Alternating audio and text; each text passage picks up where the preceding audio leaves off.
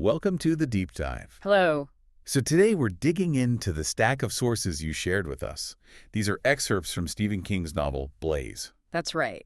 And our mission here really is to explore what's going on in these pages. We're focusing on the main character, Blaze, this strange companion he seems to have, and the plan they cook up, it's it's quite something. It really is audacious and, frankly, pretty ill-conceived based on what we read here. Yeah. These sources give us a look inside, it feels like, a deeply troubled mind in a really desperate spot. Mm-hmm. And the core of it, as presented here, is just fascinating. You've got this apparently simple man, a voice he hears, and this wild plan to kidnap a baby. So let's unpack this. So first up, Blaze himself. What do these sources tell us about him right off the bat, physically? Well, physically, he's presented as a big guy. Yeah. But the detail that really jumps out is that bashed in place in his forehead. Yeah, I noticed that. And the text connects it directly to his past, his dad throwing him downstairs. It's not just like a physical trait, it's his history right there on his face. Wow. And what about his intelligence? How's that portrayed? That's a constant thread, isn't it? The sources keep bringing up these labels, maybe things others called him, or maybe how he sees himself. Words like dummy, Kong, bull simple, asshole, stupid. Oof. Yeah, I can't think. Rube, tool. It really hammers home this idea that he's seen as, and maybe feels, unintelligent. Exactly, and that perceived limitation is key, really, to understanding why he leans so heavily on George. George, the voice. How is he described, or I guess how is the voice described? It's described as rough, kind of hoarse, like the guy always has a cold. And Yeah. interestingly, there's even a physical detail mentioned about George, even though he's not physically there, a scar on his Adam's apple. Huh. That's strange, giving a physical scar to a voice. It grounds him somehow as not real, or at least not present. It does. And their dynamic is set up immediately. George is clearly the one in charge. Right, giving orders, bossing Blaze around. Yeah, even about simple stuff, and he's critical. You know, you screwed up again, Kong, you're an asshole. He's got this cynical, sort of street smart attitude talking about how we roll. And Blaze just takes it, follows along. Looks up to him, yes, follows his instructions, even when the sources say he's scared or doesn't really get it. Okay, but then comes the twist, and these sources drop it pretty early on. George? George is actually dead. Yeah, died 3 months before. In a crap game, apparently, in some warehouse. So the voice Blaze is hearing. The implication in the text seems to be that Blaze is basically making it up. He's giving him the good lines, as it says. It's not dependency on a real partner, but on this internal construct, maybe a coping mechanism. Providing the thinking Blaze feels he can't do himself. Exactly. And the sources really stress that dependency. Without George, Blaze is shown as completely lost, like totally incompetent. There's that mention of him trying to run some con on his own after George died. Right, the menswear thing. Yeah. And it failed miserably. The text links that failure directly to George not being there anymore. It really shows how much he relies on this internal guide. George isn't just offering suggestions. He's the entire planning department, apparently. Yeah. Blaze feels, or is presented as feeling, just incapable without him. So what's the grand plan that this internalized George comes up with? The text calls it George's idea for one big score, the kind every small-timer dreams of. And it's kidnapping a baby for ransom. Chilling. And the text gives George's supposed reasoning for targeting a baby. Yeah, and it's brutally pragmatic, isn't it? Just cold logic. According to the voice, babies can't ID you, they can be returned alive, they can't fuck you up by trying to escape, they just lie there. Wow. Just reducing the victim to an object. Zero emotion. That's the perspective presented as George's, definitely. Very cold, very transactional. And the target family. George picked them out. The Gerards. They live in Oklahoma Heights, described as old money. They live in this huge house George apparently called a frozen palace, or more colorfully, early American hot shit. Huh. And how did George know all this? The text says he scoped it out beforehand, posing as a meter reader from Central Valley Power. Resourceful, even as a voice. And the baby. Joseph Gerard IV, just 6 months old when the plan was hatched, apparently. The great-grandson, the heir, symbol of all that wealth. Got it.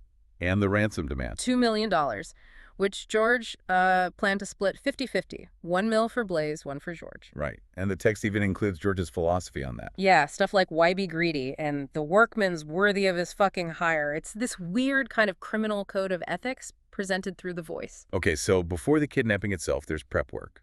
And George, the planner, realizes Blease is totally clueless about babies. Right. Diapers or ditties? The text says bottles, baby food. Blaze wouldn't have thought of any of that. So they need money for supplies. Exactly. So George directs Blaze to pull a little score Uh, first. Robbery. And the sources give the details. Oh, yeah. Tim and Janet's Quick Bick, a little mom-and-pop place. George gives very specific instructions. Saturday night, closing time, use an unloaded gun, wear a stocking mask. And how did that go? Blaze gets about $260 from the till, plus another $80 from someone's wallet. It's small potatoes, really, compared to the $2 million plan. But necessary startup funds. Yeah. And the story's logic. Right, so Blaze takes the cash and goes shopping at a place called Hager's. Buying baby stuff. Yeah, Pampers, crib, changing table, cradle, the works. But the text highlights how new he is to this, though. George has to remind him he forgot the diapers initially.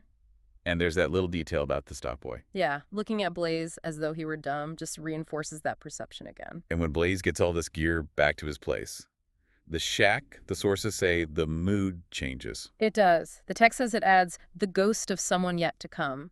Gives the whole place this weird, sort of unsettling domestic feel. Anticipation. Right, fast forward to the night of the kidnapping. Blaze is driving the stolen Ford. It was green, then painted blue. The text notes heading to Acoma Heights in the snow. And it mentions he struggles a bit with the car, but actually handles the icy roads okay. Like a little glimpse of competence there. He needs to get into the house, so he buys a ladder. An aluminum extension ladder. The text even notes the tag, price 2, sell. Little details like that. And the plan is an upstairs window, based on George's earlier spying. Yeah, one with simple catches, easy entry, supposedly. So he gets inside. What's the feeling described in the text? Pure fear. He's trembling, wants to go home. Then he hears a voice. Not George. No, an old woman. Turns out it's Norma Gerard, the baby's great-grandmother, looking for a pet or something. He finds the baby's room crib, changing table, all the usual stuff. And he has to be quiet. Does he do anything specific? Yeah, a key move, probably prompted by George's voice again. He turns off the baby intercom, worried about alarms. Okay, then the actual escape with the baby. How's that described? Pretty vividly. Blaze is bent over the wrapped child like a hag with a bindle. He moves through the fancy house dining room, kitchen. He sees his ladder outside, and there's a flash of resentment, the text notes, when he sees the rich family's dining table. And then the aftermath starts hitting the news, as presented in the sources. Right. News reports about Joseph Gerard I being kidnapped, the father's desperate plea, we will meet any demands. We must have proof that Joe is alive. They release a police sketch. Yeah, the text says it's not super accurate, but still recognizable as Blaze. And the police seem to have leads, like knowing about the stolen car. And what about the old woman, Norma Gerard? Tragically, she was found unconscious on the kitchen floor, critical condition. Adds another layer of consequence to the whole thing. So now Blaze has the baby, Joe, and the sources really shift focus to him trying to cope, trying to be a caregiver. Yeah, and it's clumsy. He's figuring out feeding, burping, diapers. The text doesn't gloss over the difficulties, does it? Not at all. It mentions him messing up the formula ratio, the radio, and dealing with green pea poop. Right. Very visceral details. It's obvious he's completely overwhelmed. He knows he needs a baby care book. Finds one later. But then something starts to change in Blaze, according to these pages. He starts to care about Joe. This feels really central, despite everything, yeah. He calls him a cute little shit, laughs at his laugh, he gets protective, starts calling him his Joe. And he even warns the voice, George. He does, tells him, you better not do anything to him, George, I'm warning you. The text talks about Blaze seeing the dawning of the child's possibilities. It explicitly said he realizes he doesn't even care about the money anymore, it's all about the baby. But while Blaze is getting attached, George's voice gets darker. Much darker, increasingly sinister. George starts seeing the baby purely as a problem. Dead fucking weight. And he tells Blaze to kill him. Yeah, insists on it. Suggests horrible things like sending the baby back in pieces. It's really chilling. And Blaze actually considers it. There's that scene with the pillow. Yeah, the sources depicts this intense internal struggle. He almost does it. Thinks maybe Joe would go to heaven. But he just can't. The text is clear. To Blaze, this still felt wrong. What are George's final arguments? They sound pretty harsh in the text. Brutal. George argues the baby's a liability, slowing him down, making him catchable. And then the really cruel twist of the knife? He tells Blaze that even if Joe lives, the rich family will make sure the kid grows up hating him. Hell, grow up hating your guts. Go 10 miles out of his way just to spit on your fucking grave. That line really sticks out. It's designed to hurt, and the text says Blaze knows there's truth in it. But he still refuses. Just says, I don't plan to catch on fire, George. Simple, but firm. And after that refusal, George leaves. Seems like it. The text says Blaze feels some presence leave the shack. George was gone. Maybe the voice gives up once Blaze's connection to the baby overrides the original plan. It's left a bit ambiguous. So no more George. Blaze is on his own now. And he decides he has to make the ransom call. Yeah, he needs the money, or thinks he does initially, maybe. He comes up with his own plan using his knowledge of the local area. What's the plan described? He'll tell the Gerards to have a plane fly low along Route 1, sort of Portland down towards Massachusetts. And Blaze will set out road flares in a logging clearing he knows near Ogunquit. That's the drop point. Pretty specific use of backroads knowledge. And a call itself from an Exxon station. Right. The sources say he tries to mimic George's voice. He gives the instructions, but then he just hangs up and runs. Runs? Why? Text says he's not sure why he was running, only knowing that it seemed like the right thing to do. Pure instinct, maybe panic. And then there's that detail about a passing snowplow covering his tracks. Convenient. Meanwhile, the police aren't idle. The sources detail their progress. No, they're closing in. FBI agent Sterling is leading the case with the state police. And the big break comes because Blaze, maybe stupidly, maybe just being Blaze, gave his real name to the operator during that ransom call. Clayton Blaisdell Jr. Exactly. So they pull his records, Hettenhouse, his past arrests. Sterling gets convinced Blaze is heading back to Hettenhouse, the old institution, so they start setting up roadblocks. And Blaze is heading there.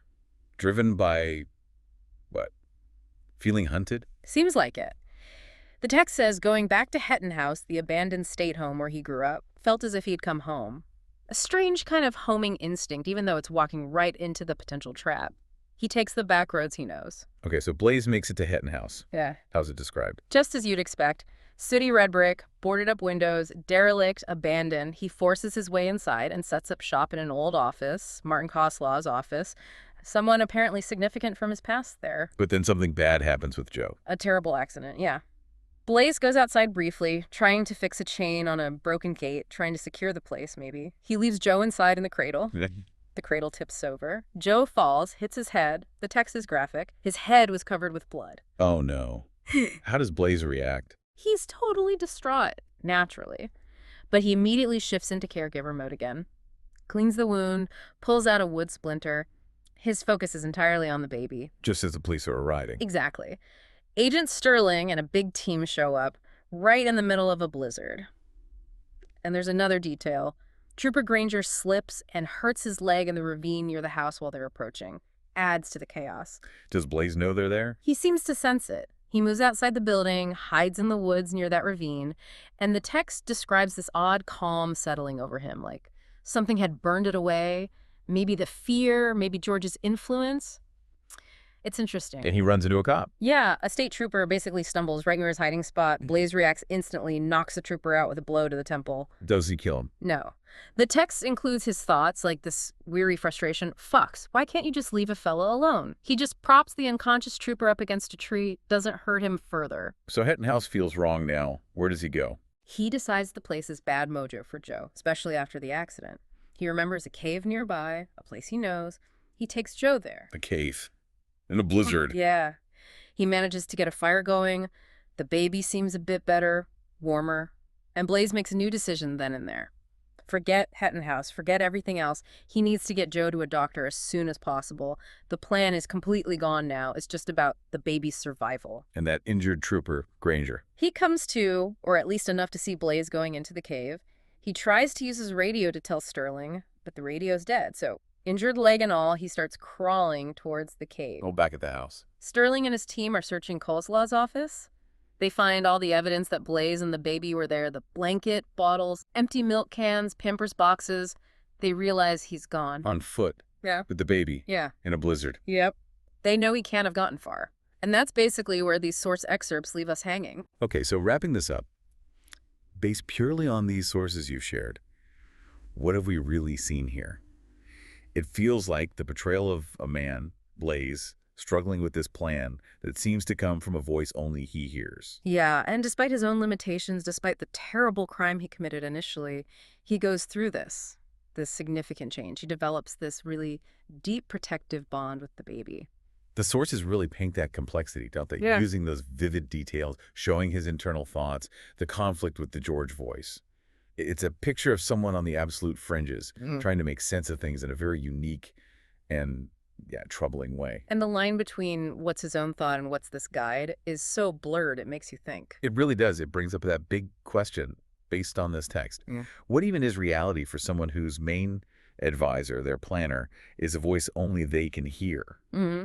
And how do those inner voices, whether we think they're real or imagined, how do they end up shaping our actions? Mm. Especially when we're under extreme pressure or feeling lost or just operating way outside normal life. It's a deep dive, all right, into desperation, into dependency, but also into these really unexpected places where connection and that instinct to protect, maybe even a really strange kind of love, can just emerge, even out of total chaos. Definitely something to keep thinking about after digging into these sources.